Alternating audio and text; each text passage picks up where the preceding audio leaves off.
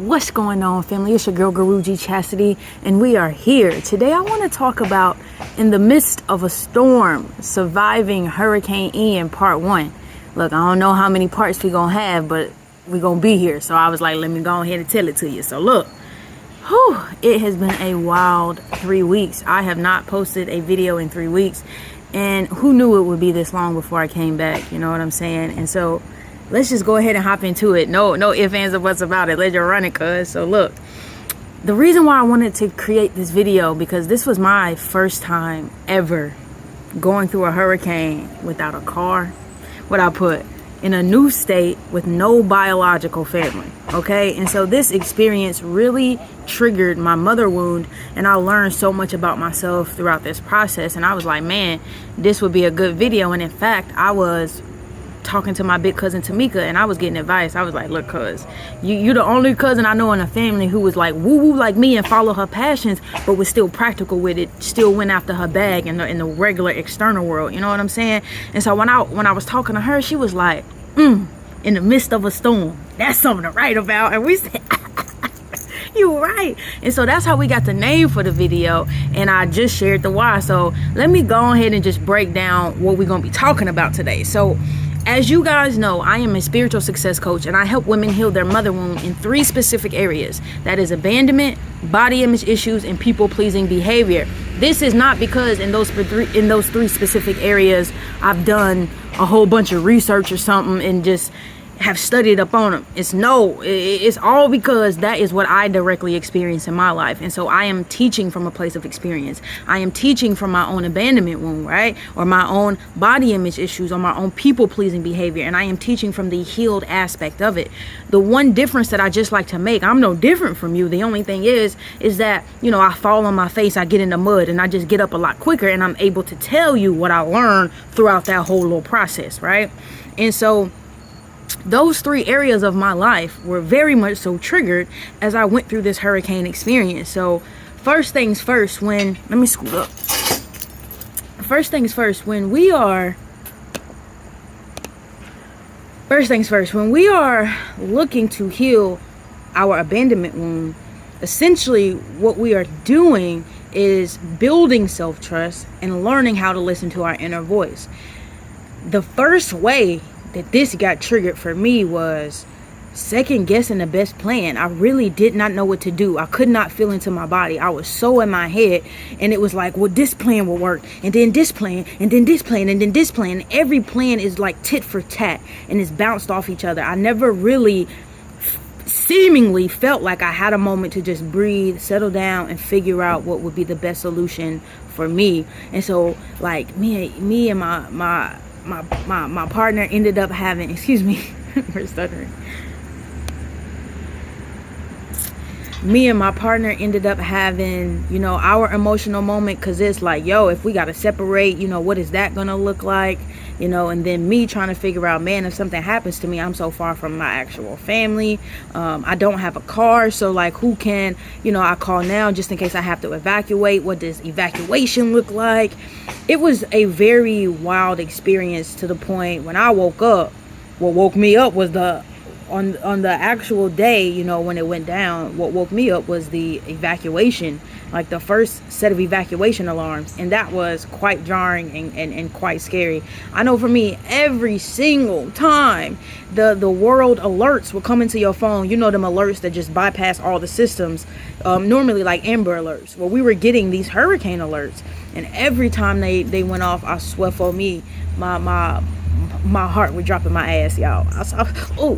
Like it was just anxiety, right? So that's the first way, like, or the first way my mother wound was triggered throughout this experience, that I just stopped trusting myself. I stopped listening to my inner voice, and everything became about what's the right thing to do. And we'll get into, you know, whose blueprint I was following, which allowed me to kind of silence or not listen to my own voice and my own intuition, right? And essentially every time I settled down, I just always felt okay, even though I didn't know what the hell was going on. I didn't know what to do. This was my first time experiencing this. When I actually like took a beat and sat down, everything felt fine, you know, like it always does, essentially. The second part which was my body image issues, and how that really translates is, in an emotional state, your sense of security, your sense of stability, your sense of safety, right? And typically, even externally, when we look at body image issues, it's just our inability to feel safe and secure and confident in the physical body, right? Because normally we don't like how we look, and then that translate into our workplace, and then that translates into how we treat ourselves, right? And so for me, right, how to set up my space was really, really scary. Having to board up my windows. We literally, while in Florida, I lived in an all stone building on the second floor. We were worried that the water could come up to the second floor, right? So we had to make a plan to, what we gonna do if we gotta float out this junk, bruh? You know what I'm saying? What we gonna do? And so we had to go ahead and blow up the air mattress ahead of time, just in case the water got that high and we had to roll up on out of here. So for me, thank the goodness that wasn't a reality, but for some people, that was truly a reality. For instance, my employers, I worked at a vegan cafe. As you all know, I love to do oracle readings. This one shop really gave me an opportunity. Every Saturday, they let me post up in front of their business and do oracle readings. Then I was like, well, shoot, I'm over here enough. Let me take this even deeper. Y'all hiring? And so they done got me in the kitchen cooking. Whipping it. You know what I'm saying? And so, come to find out, my bosses are swimming to higher ground. I don't know this scenario. I mean, for instance, for me, I did not evacuate my home. And so I don't make judgment and say they should have evacuated. People should have known. A lot of people do that, and it's not helpful. Even though, yes, the government does provide instructions to evacuate and they give us alerts.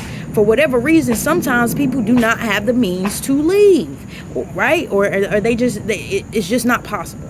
And so we don't always know what everybody's situation is. But my bosses literally had to swim to higher ground. And let me go and let y'all know, I can't swim.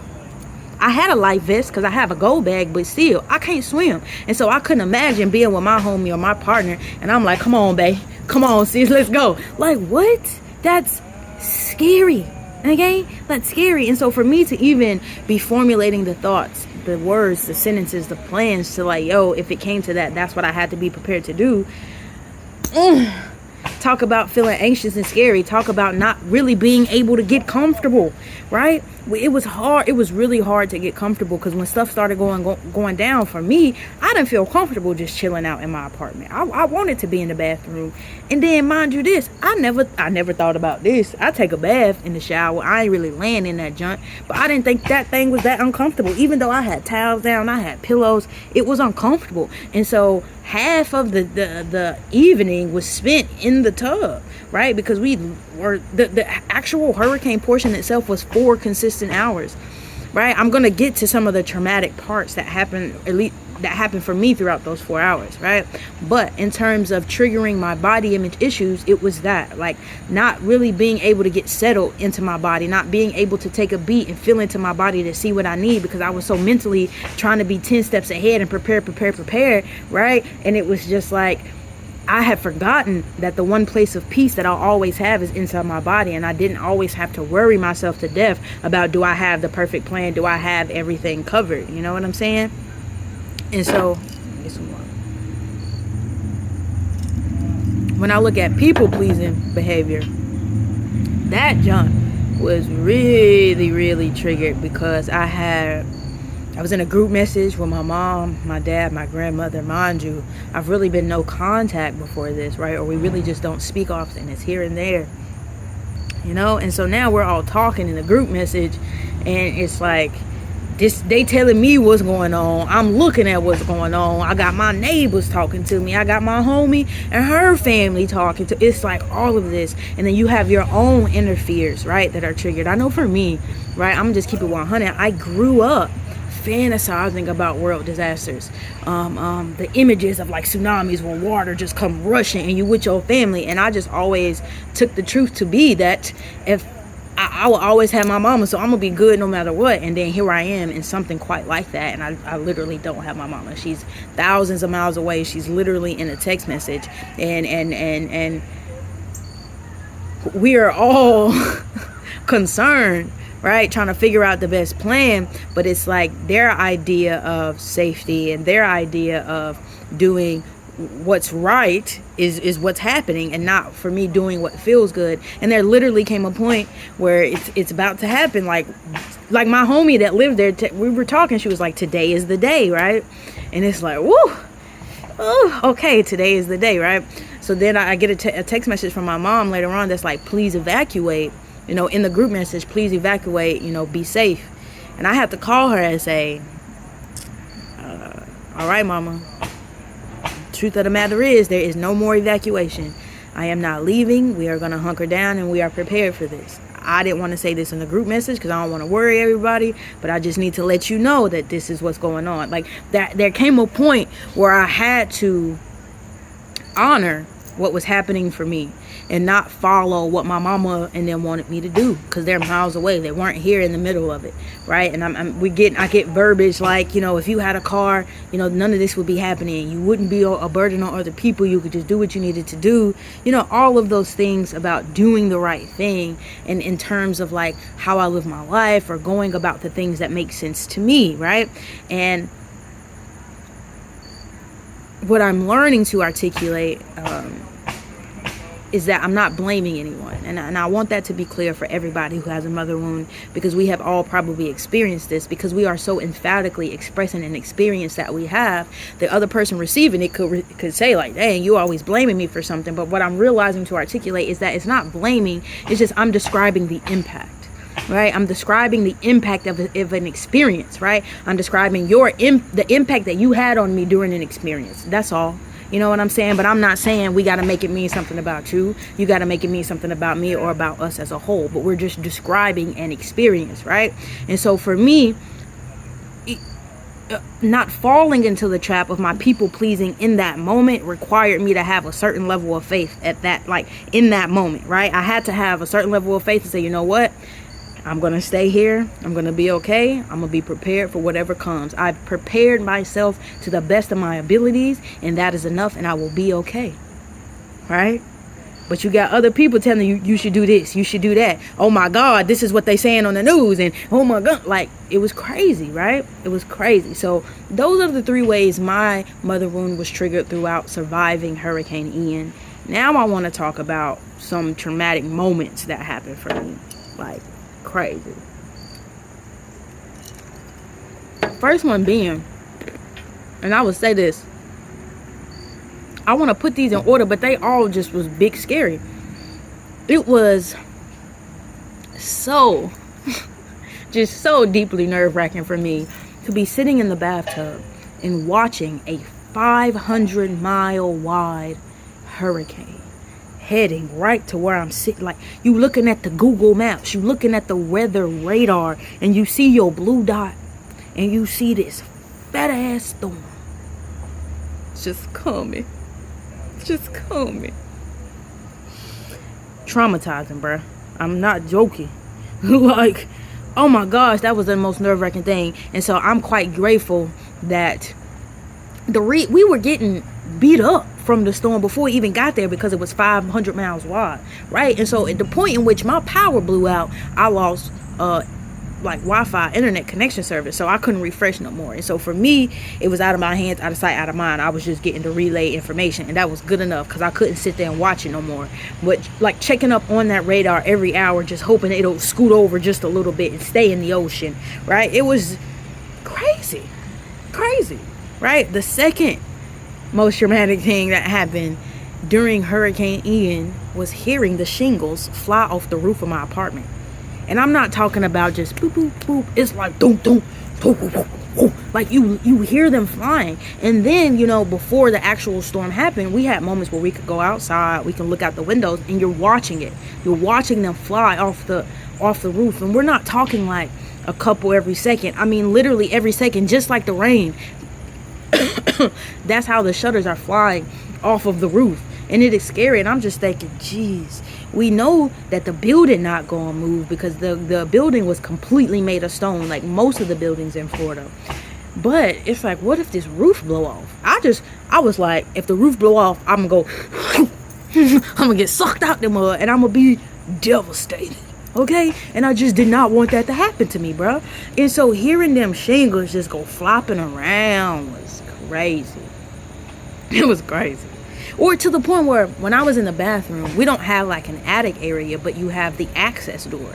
There were 2 separate times that wind just from outside sucked up the access door to where I'm having to manually go adjust it and pull it back down. And it's like, bro, chill, man.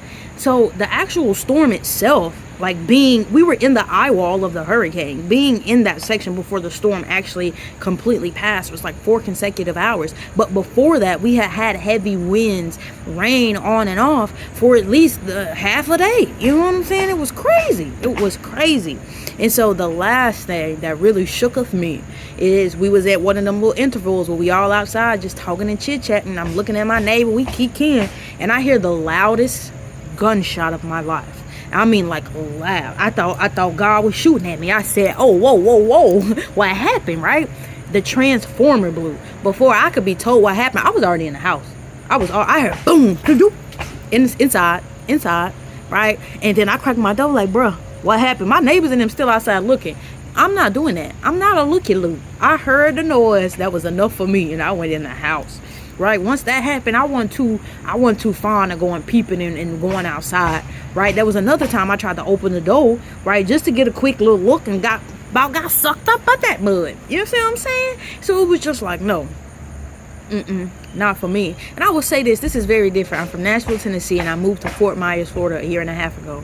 We have tornadoes, we've had flooding, we've had snowstorms. The year I graduated, I couldn't even finish taking, the last of my test because the whole city flooded massively. Before I came down here, we had a horrible tornado that tore up half of North Nashville.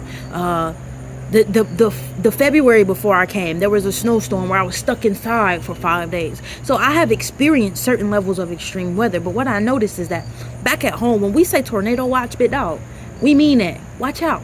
Watch your back. Be safe. All right? Be safe. Okay?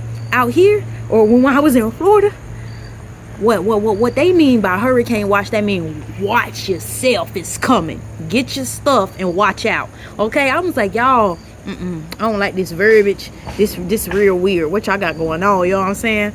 And so yeah, man, that was a very, very, very crazy experience. And so the impact of everything was that, when the storm first, like an hour into the storm, I lost power and water. So this was Tuesday. The storm was Wednesday. And so that Tuesday all the way until the following Thursday, my apartment did not have power or water. Luckily, I was able to stay with a homie throughout that duration who had power, but not having no water, having to poop in a bucket, having to take bird baths, like it was for that extended a period of time. It was just nuts. Not being able to wash dishes, not being able to brush your teeth how you used to. It's just like all of these things. It was just like, bro, I feel like a caveman. It was just crazy. Right, I end up staying at a place called the Plantation, and so that really kind of highlighted how the negative impacts of the hurricane were in disproportionate communities, right? And in the communities that had names like the Plantation, that was affluent, right, you couldn't even tell that a hurricane had went, besides the fact that these people didn't have water. And we were shocked that they were out of water for so long because of the type of community it was. It was like, oh yeah, they're going to definitely give it to them before they give it to the communities where I'm from and where my house and stuff at. And so we were shocked that we got the water, before they did. Right? But in that community, I was questioned. I know I shared it on my Instagram story, and I'll share it even here. I was questioned a couple of times, right? Just felt out of place. I was the only black person in that mud besides my homie that was there with me. It was just a really crazy experience. It was just all of these things happening back to back without any moment to breathe, Once we found out this was going on Monday, we was like, all right, what we gonna do? Tuesday, we got to get stuff. Wednesday is happening.